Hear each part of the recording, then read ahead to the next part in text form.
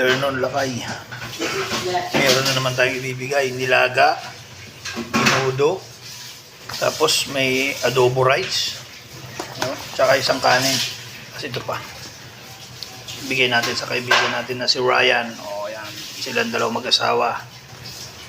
Meron na naman tayong ibibigay sa kanila. Yan. Bigay lang din to sa atin.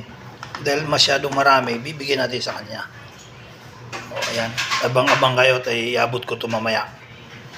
Yung mga followers ko, mag-subscribe na kayo dyan. Ayan. Tapos mag-share na rin kayo para updated kayo lagi sa mga taong bibigyan pa natin ng ganito.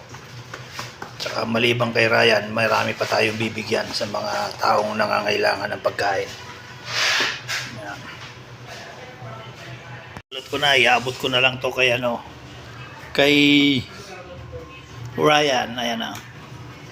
Paper bag lang yan, yung Starbucks paper bag. Pero yung laman niya, yung mga adobo rice, mga nilaga, tsaka adobo, minudo. O yan lakay, may ibibigay na naman tayo sa kaibigan natin na si Ryan. Pagkain ulit yan. Ayan, bibigyan natin, puntahan natin siya at bibigyan natin.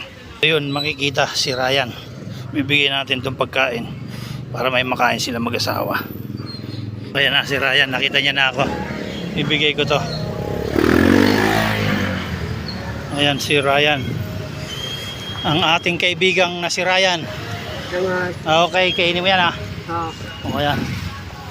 Ayan, tatabi niya na yan. Sige.